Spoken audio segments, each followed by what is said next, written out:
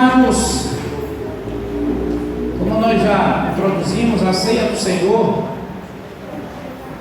você pode abrir aí Números capítulo 12, que é o nosso tema de hoje. A ceia do Senhor é a nossa Páscoa.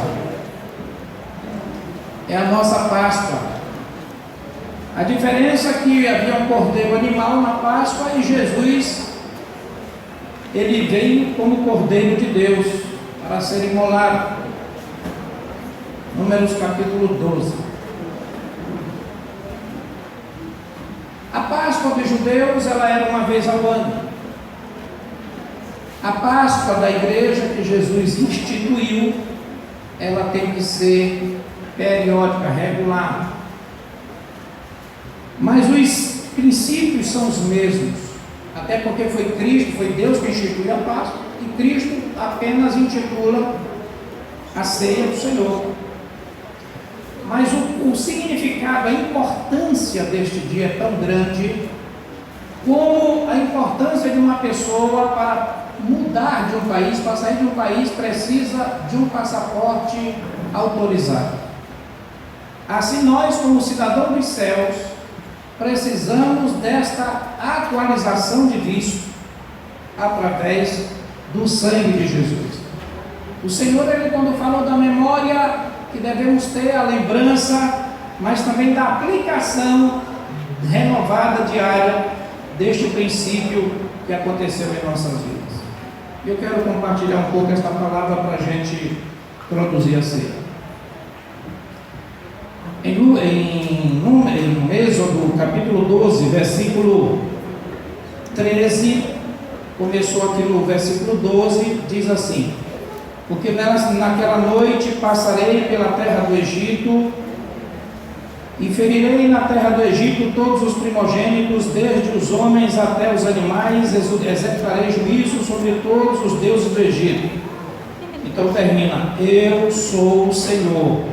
Versículo 13: o sangue vos será por sinal nas casas em que estiverdes, quando eu vir o sangue. Diga isso comigo: quando eu vir o sangue, passarei por vós, e não haverá entre vós praga destruidora, quando eu ferir a terra do Egito. E este dia vos será por memorial, e o celebrareis como solenidade ao Senhor nas vossas gerações, o celebrareis por estatuto perpétuo. Amém. Essas crianças do lado não vão fazer barulho, tá? Silêncio para não interferir aqui lá. Podem sentar, meus queridos. Amados,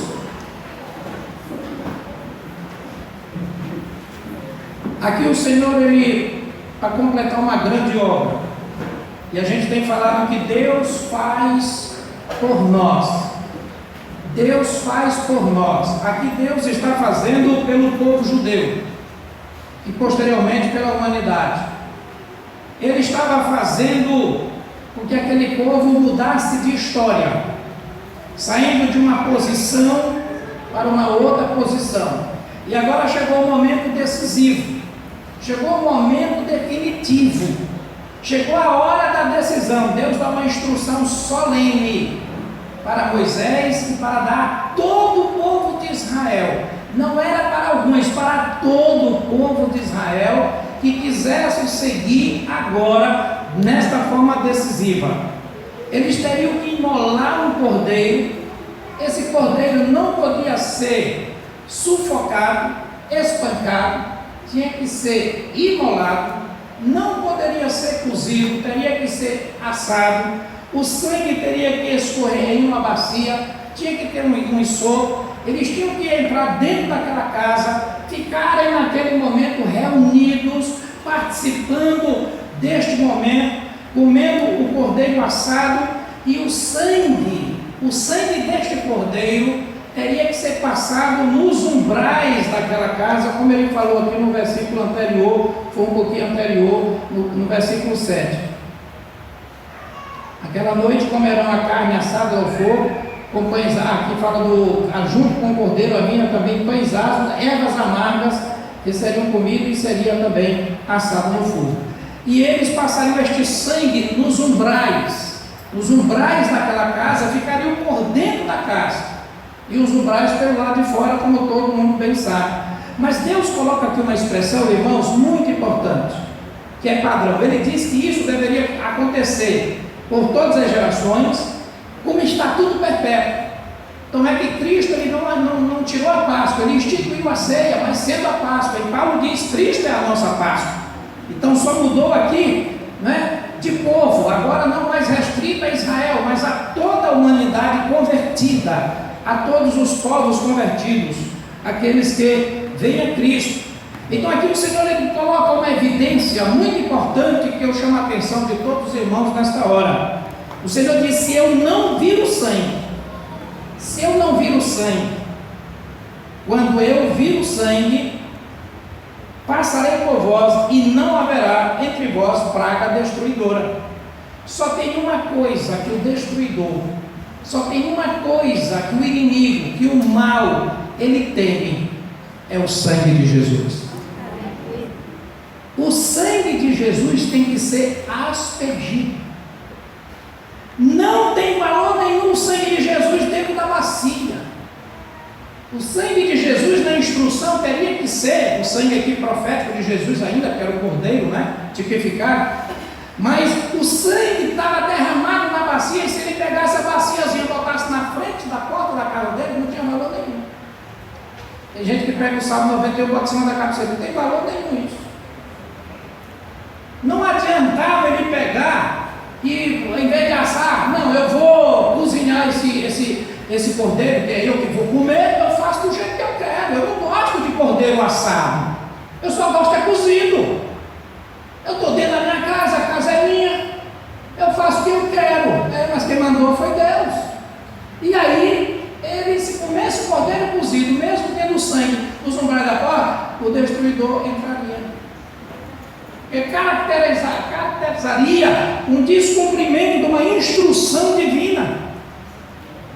Então esse sangue, irmãos, é o centro da atenção para impedir que o destruidor, Satanás, demônios, maldições entrem na nossa casa.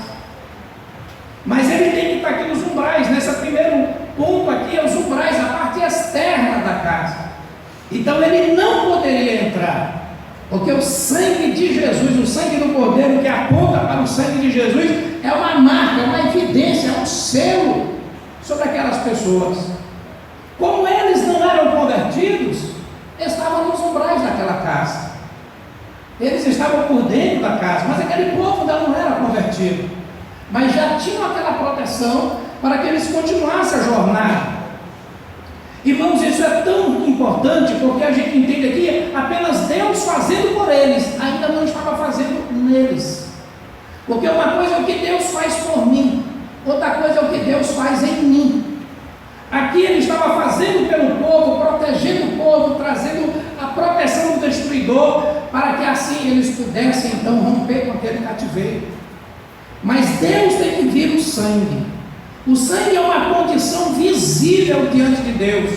O sangue eu não fabrico, o sangue eu não crio, o sangue eu não digo como deve ser. O sangue tem que estar aspergido na minha vida. Neste momento aqui, era um ritual profético do derramamento do sangue de Jesus, aonde a aspersão ali com ensopo, ela significaria mais na frente o que viria a ser feito isso com Jesus, através de Cristo ali na cruz. Quando eles estivessem comendo lá dentro, naquela casa, com aquele sangue ali, irmãos, dentro da casa tinha uma coisa chamada pão ázimo e ervas amargas. Nós estamos vivendo uma geração aonde tudo está sendo fermentado.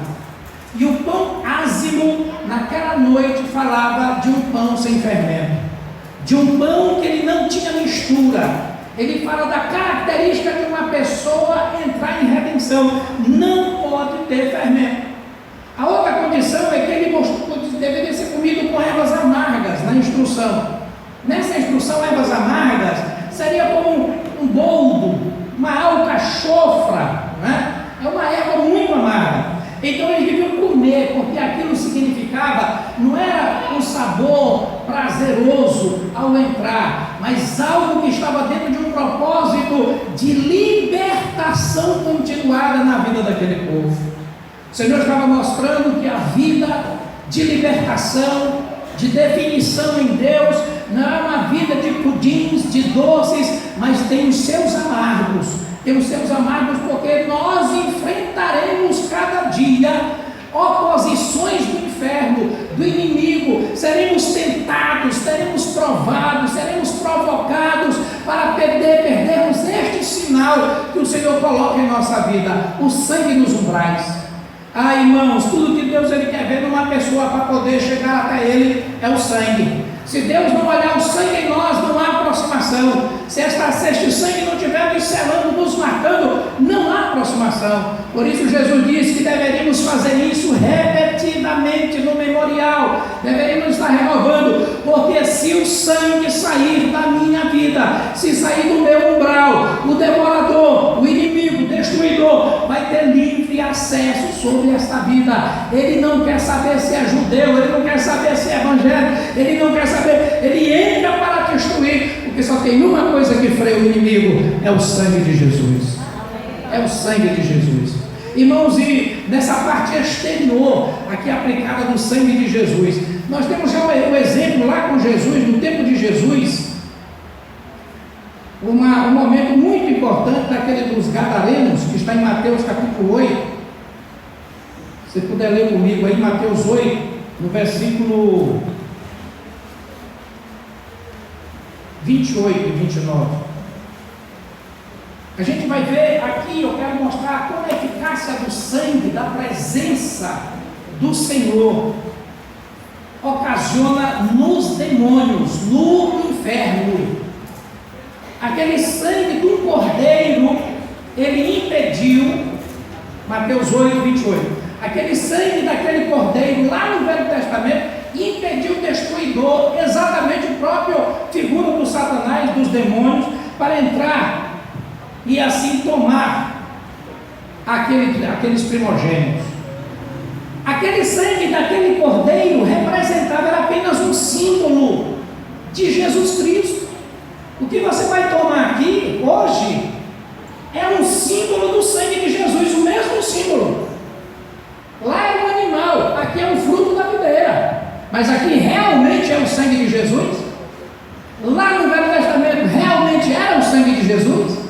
Não era, mas o poder que tinha para Deus era semelhante, porque representava, sabe o que? A vida do Senhor naquele lugar, a presença do Senhor naquele lugar por meio daquele sangue. O sangue é a vida, aonde ele olhasse aquela marca, haveria vida. Então esse conjunto de mensagem que Deus coloca para nós, agora a gente vê de uma forma mais efetiva para entender nesse texto de Mateus 8, 28 e 29 diz: tendo ele chegado a outra margem, a terra dos Gadarenos, vieram-lhe ao encontro 2 endemoniados, saindo dentre os sepulcros, e a tal ponto furiosos, que ninguém podia passar por aquele caminho. E eis que gritaram: que temos nós contigo, ó filho de Davi? Viestes aqui atormentar-nos antes do tempo? Só esse ponto que eu queria ler para os irmãos. Quando o sangue estava lá na beira dos umbrais, a presença do Filho de Deus profetizada impediu o destruidor. Agora Jesus está em pessoa, andando num lugar que ninguém passava, num lugar onde esses demônios, que em outro texto vai mostrar que era legião, era um lugar dominado por eles, ninguém passava. Ali era um território dominado. Gadá era uma região anexa de Israel, mas não seguia os procedimentos da lei, eles não tinham esse costume. Eram pessoas ímpias, de um certo sentido, eram pessoas que não obedeciam à lei do Senhor. Satanás se aproveitou, e aquele lugar foi dominado, era uma pessoa dominada, e lá havia muitas manifestações demoníacas, E aqui tem um caso atípico de pessoas que estavam em alto grau de possessão demoníaca. E quando eles chegaram e viram, se depararam com Cristo, imediatamente eles disseram: vieste aqui atormentar-nos antes do tempo? Queridos, isto aqui é para a gente entender agora que um cálice desse da vida do Senhor pode fazer no inferno. O que os demônios sentem quando uma pessoa está lavada, comprada pelo sangue de Jesus. Então aqui o demônio ele fica irritado, ele não conseguia se aproximar, pediu autorização para entrar em corpo. Antes de Jesus ordenar e expulsá-los, ele já disse: sei que o Senhor vai nos expulsar, sei que o Senhor não, eles nem mencionaram o nome Jesus, não se atreveram. Filho de Deus, então manda que a gente vá para a mandada de porcos, manda que a gente vá, porque eu sei que o Senhor vai nos expulsar. Eles logo tomaram a iniciativa, porque os demônios são atormentados pela presença de Deus. E você que é lavado pelo sangue de Jesus, se algum demônio planejar alguma coisa contra a sua vida, ele será atormentado, porque a tua vida está coberta pelo sangue de Jesus. É importante você saber que você, quando está, irmãos, coberto pelo sangue de Jesus, você não pode temer, você não pode temer nada, porque quem tem que temer são os demônios. Quem tem que temer é exatamente aqueles agentes do inferno, porque diz: vieste nos atormentar. Um servo de Deus não pode ser atormentado. Um servo de Deus, ele não pode passar por tormentos. Um servo de Deus não pode estar no nível de ficar numa situação de desespero, de uma coisa. Irmãos, isso é coisa inerente para o inferno. Para nós não, temos o sangue de Jesus, a vida de Deus em nós, que nos dá exatamente a segurança do Senhor, a proteção do Senhor, nos livrando do destruidor e de toda praga destruidora, como diz lá o texto, para todas as gerações, em todos os tempos, se fizerdes assim, como está sendo mencionado.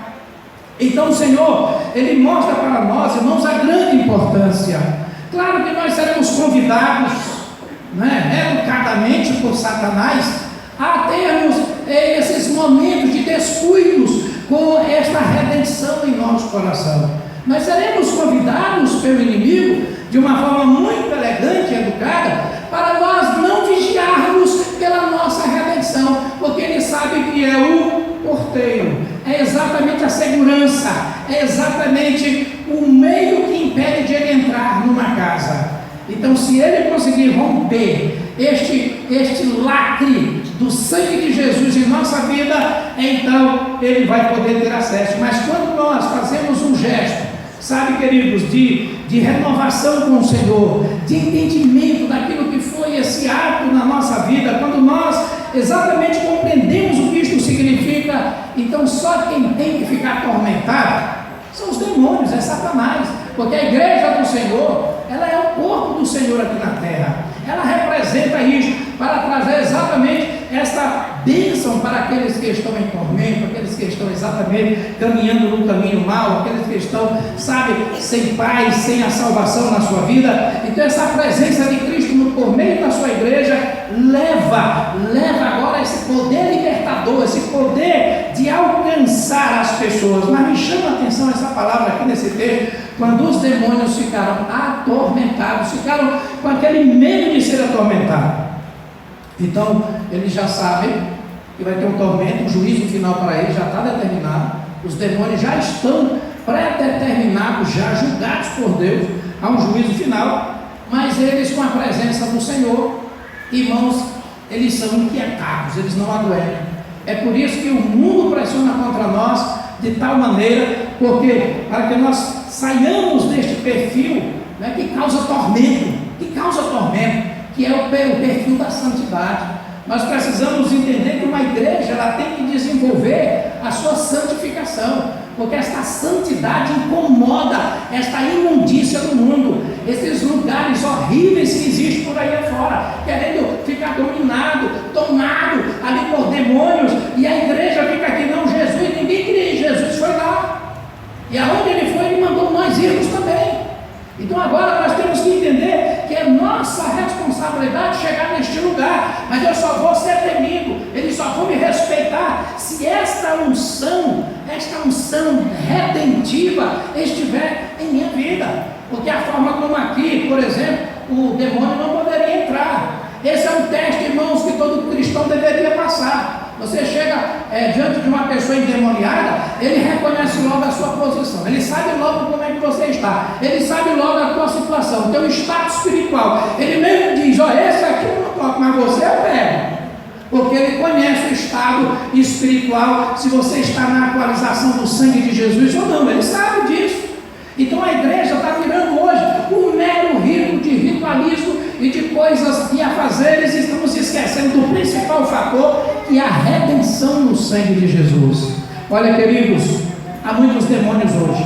A Bíblia diz que demônios vão inclusive falsificar a palavra de Deus para enganar. Então existe hoje todo um sistema de filosofia, de conceitos, para poder fazer com que as pessoas sejam dominadas por eles, porque eles querem dominar o território como dominou Gadara. Eles querem dominar agora o mundo, não querem mais saber de Gadara. Eles querem saber agora de São Luís do Maranhão, é do Brasil, é do mundo inteiro. Eles querem saber, porque está chegando a hora do governo do anticristo, está chegando a hora do governo de Satanás, e está terminando na hora da igreja, quando a igreja vai subir. O pecado vai se multiplicar, isso é uma realidade profética.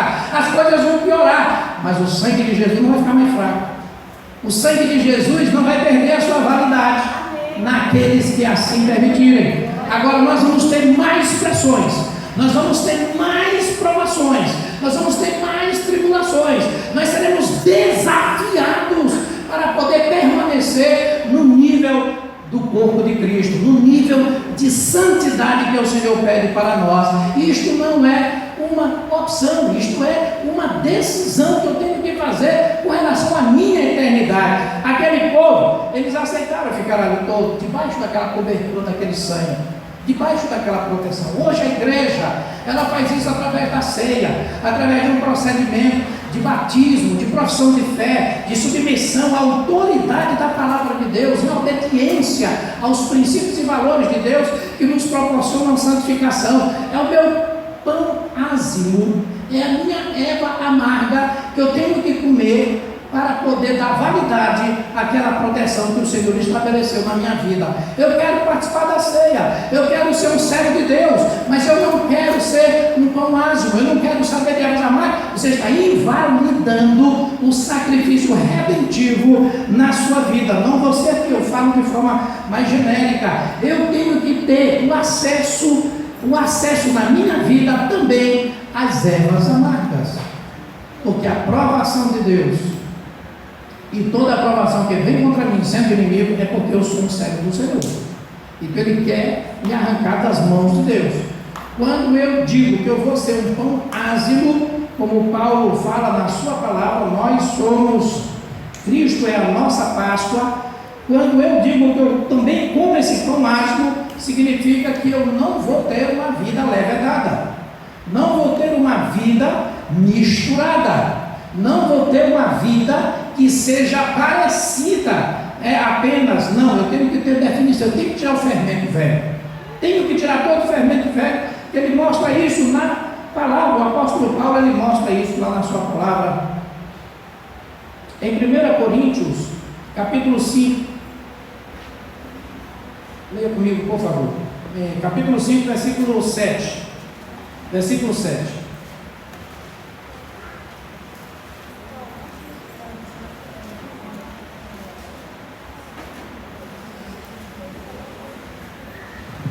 Em 1 Coríntios, capítulo 5, versículo 7, diz assim: lançai fora o velho fermento, para que sejais nova massa, não sois de fato sem fermento, pois também Cristo, nosso Cordeiro Pascal, foi imolado.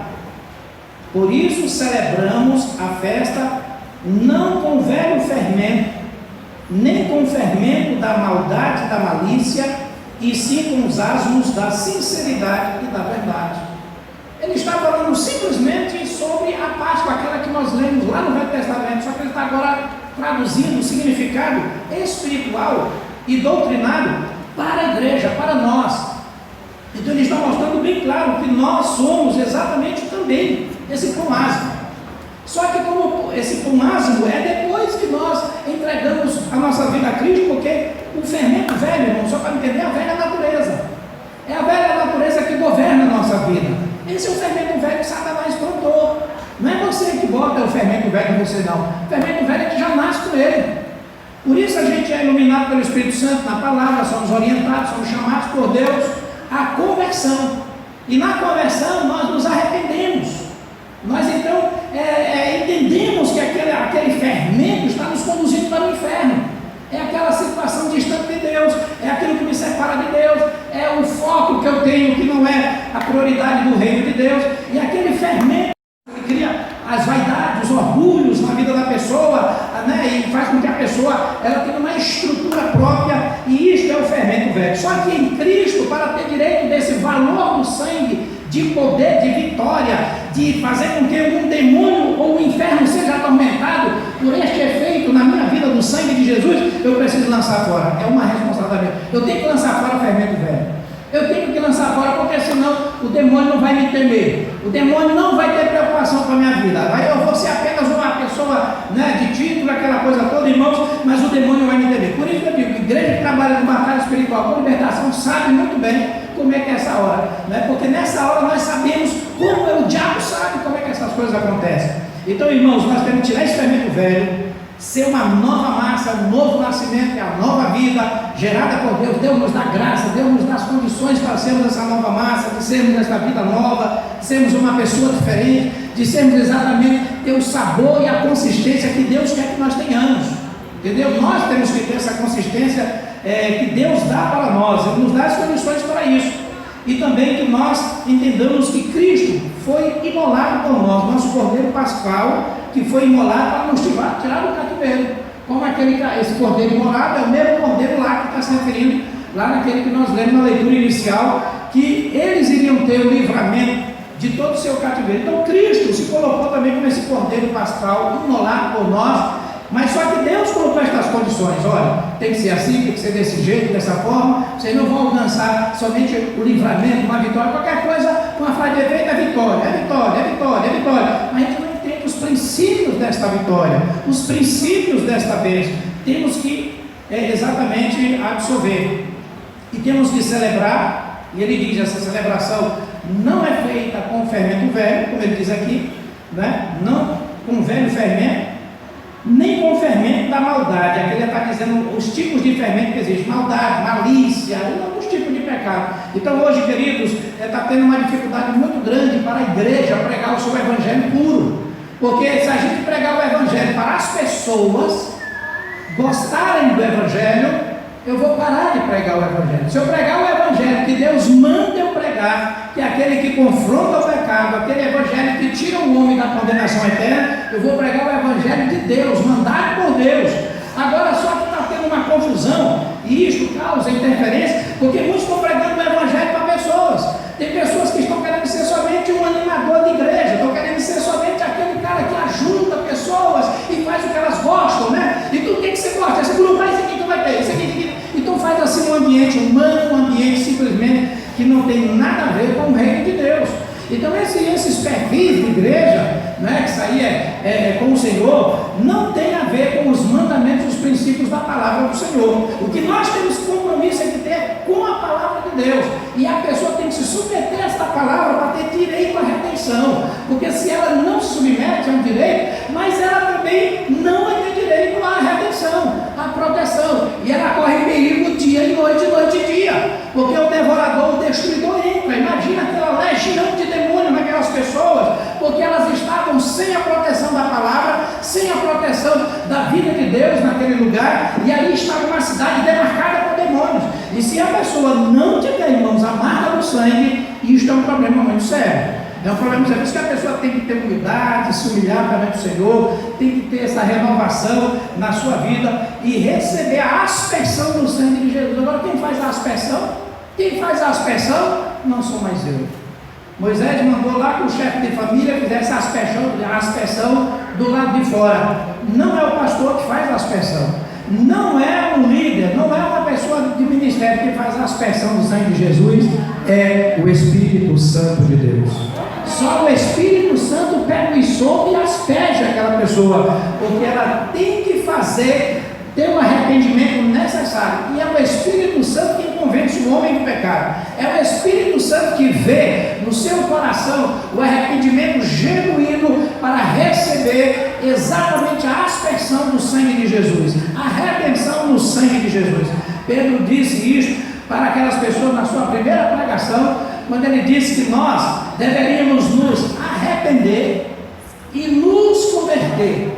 Duas coisas: arrepender e nos converter. Eu tenho que reconhecer que sou um pecador, eu tenho que ter esse entendimento que eu estou pecando contra Deus, eu tenho que sentir exatamente o peso disso, eu tenho que saber que isso de fato é uma afronta ao meu Deus, que é perfeito, santo e poderoso, e me converter. Ou seja, às vezes a pessoa tem um sentimento, isso pode ser remorso depois, se não tiver conversão, vira remorso. Ela pode ter uma sensação, reconhecer, sentir a dor, por que eu fiz isso, oh meu Deus, e tudo e tal, mas ela não converte, ela não muda a direção, ela depois repete de novo, aquilo fica um ciclo vicioso. Então Pedro disse bem claramente, inspirado por Deus: arrependei-vos e convertei-vos, para que sejam apagados, cancelados os vossos pecados pela presença do Senhor, e venham assim os tempos de refrigério pela presença do Senhor. Então a palavra, irmãos, ela é pedagógica, ela é clara, ela é evidente para nós sobre os princípios da ação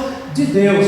Que nesta ceia você esteja agora participando nestas condições de entender que a aspersão é do Espírito Santo, que o sangue é muito importante para a nossa vida. Nós vamos sair agora, vamos para um determinado lugar, e ali nós estamos entrando em territórios que estão minados pelo inimigo. Às vezes você não vai muito longe, pode ser na sua rua, pode ser lá dentro do contexto da tua família, pode ter situações. Você precisa estar redimido, você precisa estar com essa autenticação celestial do sangue de Jesus, aspergido pelo Espírito Santo, mediante arrependimento e conversão, para poder ser quebrada toda a legalidade, toda a cadeia, e vir tempo de refrigério pela presença do Senhor, porque a igreja não fabrica a presença do Senhor, nós não fabricamos a aspersão do sangue de Jesus, nós não fabricamos a redenção. Tudo isso é feito por Deus, tudo isso é feito pela Trindade, Pai, Filho e Espírito Santo. Redenção, aspersão e perdão, os três aspectos da nossa salvação é feito pela Trindade. O Espírito convence e asperge, o Filho morreu, faz a redenção, e o Pai é que recebe o sacrifício e perdoa os nossos pecados. Então que hoje, nesta noite, seja uma noite também memorável, de celebração memorável. E se tem alguma coisa que está tendo dificuldade na sua vida, lembre-se, isto é uma perseguição para a sua própria alma, para as nossas almas que estamos aqui. Então nós precisamos dar o valor que a alma tem e fazer o que é preciso para que ela seja salva. E eu tenho que tirar o fermento velho, não tem escolha, tem que tirar o fermento velho. Se não tirar, meu irmão, não tem redenção. Eu tenho que celebrar, mas sem fermento velho e sem todas essas questões que atrapalham, como vida fácil, o pão amargo, as ervas amargas mostram que no mundo tereis aflições. No mundo tereis aflições. E essas aflições, elas alegram a gente sabe que a gente está sofrendo isso por causa de Jesus. Então não siga Cristo por uma condição, por exemplo, se tudo passar na minha vida, vai resolver todas as coisas terrenas. Não, não é por isso. Você tem que receber a Cristo para voltar ao Pai e ter a sua vida eterna. Mas no mundo tereis aflições. Tende bom ânimo, eu venci. Quando ele diz eu venci, significa eu também tive aflições. Eu fui provocado, eu fui humilhado, eu sofri. Irmãos, o Senhor sofreu mais que qualquer ser humano nessa terra. Ele só passou de vida mesmo integral 33 anos e meio, de ministério 3 anos e meio. Ele sofreu mais que qualquer ser humano. Então ele sabe, ele é perito em dizer aflição. Então ninguém pode dizer, Senhor, mas eu estou afligido como ninguém. Não existe isso. Não, eu fui afligido mais que você. E eu venci o mundo. Eu venci a aflição. Eu venci até a morte. Diz a palavra que ele foi fiel até a morte e morte de cruz. Então, meus queridos, ele é o nosso exemplo maior. Amém?